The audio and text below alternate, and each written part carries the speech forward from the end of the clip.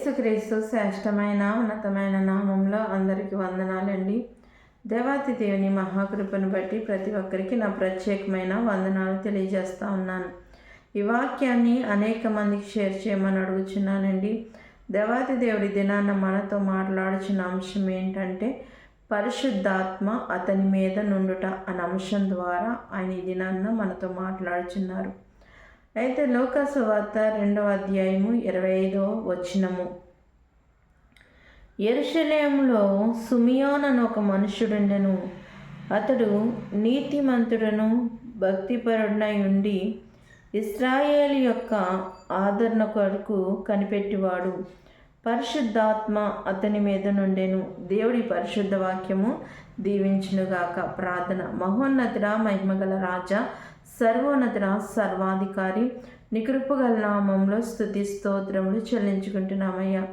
ఎక్కడైతే నాయన ఇద్దరు ముగ్గురు కూడి ఏకీవించి నీ నామం పేట ప్రార్థన చేస్తారో వారి మధ్య సెలవిచ్చిన వాడా నీకు వందనాలు. ప్రతి దినము నాయన ఈ యొక్క క్రిస్మస్ సందేశముల ద్వారా మాట్లాడుచున్న దేవా నీకు వందనాలు. ఈ దినాన్ని కూడా మీరు మాతో మాట్లాడుచిన ప్రతి అంశాన్ని బట్టి వందనాలు, స్తోత్రాలయ్యా. వాటి ద్వారా మా జీవితాన్ని మేము పవిత్రపరుచుకుని మా జీవితాన్ని మేము మార్చుకుని నాయన నీయందు నాయన ప్రభు ప్రత్యేకింపబడిన వారి ఉండడానికి సహాయం దయచేయండి. అనేక మంది వాక్యాన్ని తండ్రి వారిలో నాయన మారు మనసు రక్షణ అనేది కలగడానికి కృప చూపించమని తండ్రి అని పిలుచుటకు కూడా యోగ్యత లేనప్పటికీ నాయన ప్రతి ఒక్కరికి నీ కృపను అనుగ్రహింపచేసి నీ ప్రేమను ప్రతి ఒక్కరికి పంచి నాయన ఎనలేని ప్రేమతో మమ్మల్ని ప్రేమించుచున్న దేవానికి వందనాలు. నన్ను విన్న వాక్యము విడిచిపెట్టకుండా అది మా బ్రతుకుల్ని మా జీవితాన్ని సరిచేసేది ఉండడానికి కృప చూపించమని చిన్న ప్రార్థన, దీన ప్రార్థన నీ సన్నిధానం చేర్చుకోమని నజరేయుడైన యేసు నామములో అడుగుచున్నాను తండ్రి, ఆమేన్. ఇక్కడ దేవాతి దేవుడు ఏం మాట్లాడుచున్నారండి? పరిశుద్ధాత్మ అతని మీద ఉండెను అని మరి ఆయన తెలియజేస్తుంది. ఎవరి మీద ఉందండి? సిమియోను అనే ఒక ప్రవక్త. మరి ఆ యొక్క సిమియోను అనే మరి ఆ ప్రవక్త మీద ఏమున్నదంటండి? దేవుని యొక్క పరిశుద్ధాత్మ మరి ఉన్నట్లుగా చూస్తూ ఉంటున్నాం. ఇక్కడ మరి అతని గురించి ఏం రాయబడిందంటే సిమియోను అని ఒక మనుషుడు ఉండెను. ఈయన ఎవరండి? సిమియోను అనే ఒక మనుషుడంట. అయితే ఈ సిమియోను ఏం చేసేవాడంటే దేవుని సన్నిధానంలో మరి ఇశ్రాయేలు యొక్క ఆదరణ కొరకు మరి కనిపెట్టుకుంటూ ప్రార్థన చేసే వ్యక్తిగా ఉన్నాడనమాట.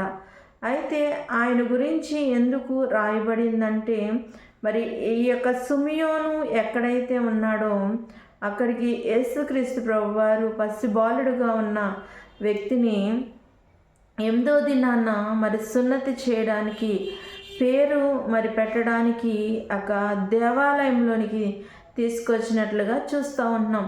మరి తీసుకొచ్చినప్పుడు మరి దేవుని యొక్క ఆత్మ సిమియోను మీద ఉన్నట్లుగా చూస్తూ ఉంటున్నాం. అంటే సిమియోను ఎలాంటి వ్యక్తి అంటే ఒక మంచి వ్యక్తిగా మరి యొక్క జీవ గ్రంథంలో రాయబడి ఉందండి. మరి మన యొక్క జీవితంలో దేవుని యొక్క ఆదరణ పొందుకోవాలంటే, దేవుని యొక్క ప్రేమను పొందుకోవాలంటే, దేవుని యొక్క కృపను పొందుకోవాలంటే మనము కూడా మరి సిమియోను వలె దేవుని యందు భయభక్తులు కలిగిన మనుషుల్లా ఉండాలండి. దేవుని యందు ఎవరైతే భయభక్తులు కలిగి ఉంటారో వారి చుట్టూ ఏముంటుందండి? దేవుని దేవదూతలు మరి యొక్క చుట్టూ కావలిగుంటాయని దేవుని వాక్యము సెలవిస్తూ ఉన్నది. కాబట్టి ఇక్కడ ఏం రాయబడిందంటే యెరూషలేములో సిమియోను అని ఒక మనుషుడు.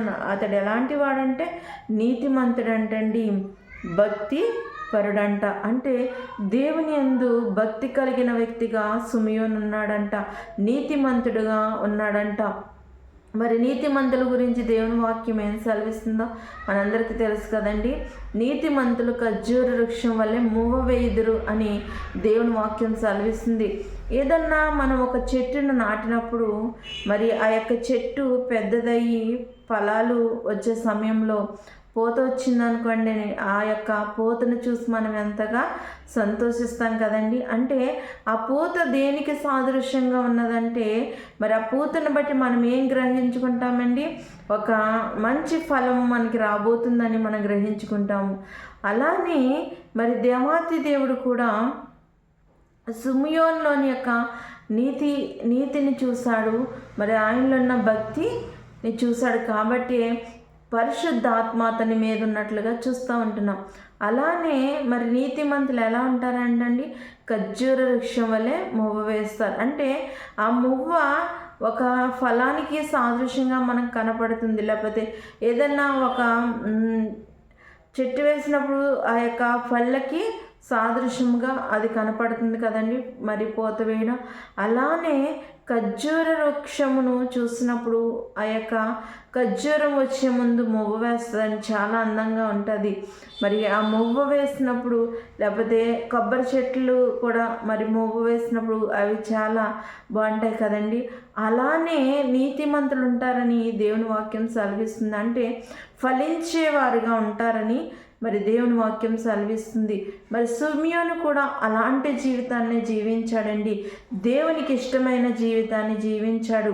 మరి లోకరక్షకుడు మరి పుట్టినప్పుడు ఏ దేవాలయంలోకైతే ఆయన్ని సున్నతి చేయడానికి తీసుకువెళ్ళారో అక్కడే సిమియోను ఇశ్రాయేల్ అందరి కొరకు మరి వాళ్ళందరూ ఆదరించబడాలి, క్రీస్తు వస్తున్నాడని మరి తెలుసు కాబట్టి వాళ్ళందరూ ఆదరణ కొరకు కనిపెట్టుతూ ప్రార్థన చేస్తున్న వ్యక్తిగా మనం చూస్తూ ఉంటాం. అతని ప్రార్థన మరి దేవుడు ఆలకించాడు కాబట్టి దేవుని ఆత్మ అతని మీద ఉన్నట్లుగా మనం చూస్తూ ఉంటున్నాం. మన యొక్క జీవితంలో మనము ఏ విధంగా జీవిస్తున్నాం, దేవునికి ఇష్టమైన జీవితాన్ని జీవిస్తున్నామా, సిమియోను వలె నీతిని కలిగి ఉన్నామా, మరి భక్తి కలిగి ఉన్నామా, ఒకసారి ఆలోచించాలండి.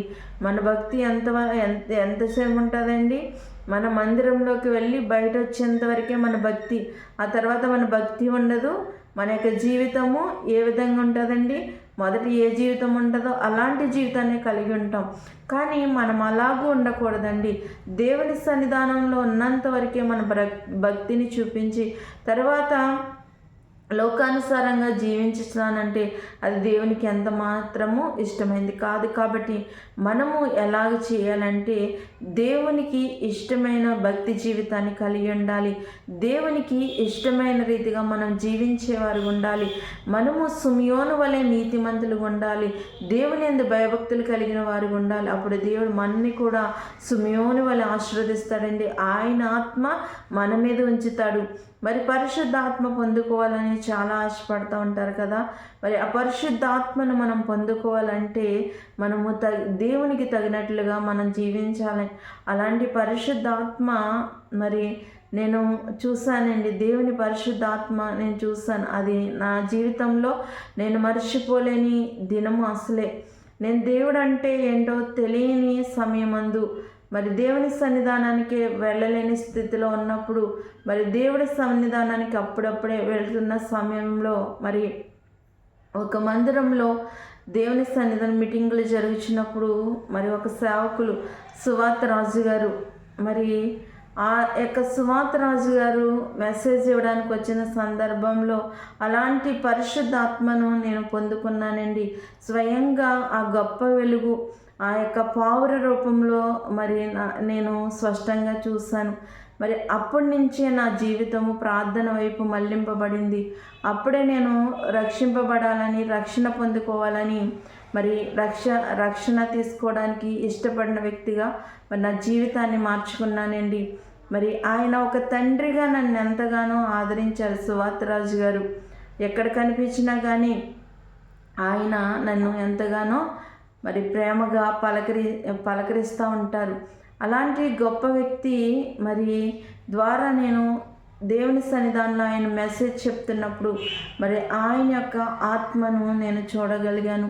అలానే దేవుడు కూడా అనేక మంది జీవితాల్లో గొప్ప వెలుగును కల్పిస్తాడండి. ఎప్పుడైతే పరిశుద్ధాత్మ మనలో వస్తుందో మన జీవితాల్ని మరి పాపంలోనికి, శాపంలోనికి వెళ్ళిపోకుండా అనుక్షణము దేవుడు మనల్ని రక్షిస్తూ ఉంటాడు. మరి ఏ సందర్భంలో విషయం నేను చెప్పలేదు కానీ పరిశుద్ధాత్మ గురించి మరి సిమియోను మీద పరిశుద్ధాత్మ మరి ఉన్నదని చెప్తున్న సందర్భంలో ఈ విషయం చెప్తున్నాను. ఆయన మరి యొక్క సువార్త చెప్పడానికి మీటింగ్లో వచ్చినప్పుడు మరి అనిల్ కిరణ్ గారు పక్కన ఆయన మరి తెలుగులో డబ్బింగ్ చెప్తూ ఉండేవారు. ఆయన అలాంటి ఆయన్ని చూడగలమా అనుకున్న సందర్భంలో ఒకానొక దినాన్న ఆయన ఒక మెసేజ్కి మరి రావడం జరిగిందండి.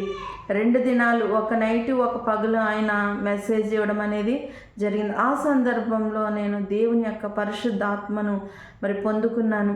అప్పటి నుంచే నా జీవితము దేవుని వైపుకి నేను మళ్ళించుకున్నానండి. నా జీవితంలో సండే స్కూల్ అనుభవం అనేది లేదు. ఇప్పుడు నేను ఆశపడుతూ ఉంటాను, అయ్యో మరి నా బాల్య దినాల్లో నేను సండే స్కూల్ జీవితాన్ని కలిగి ఉంటే ఇంకా దేవునిలో ఎదిగేదాన్నేమో, అప్పుడులో నేను దేవుని సన్నిధానానికి వెళ్ళలేదు అని ఇప్పుడు బాధపడుతూ ఉంటాను.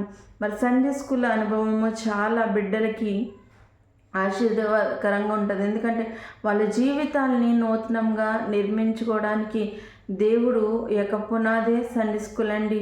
కాబట్టి చిన్నపిల్లలైన వారు మరి సండే స్కూల్ అనుభవాన్ని కలిగి ఉండాలని మరి దినాన్న ఆయన తెలియజేస్తూ ఉన్నారు.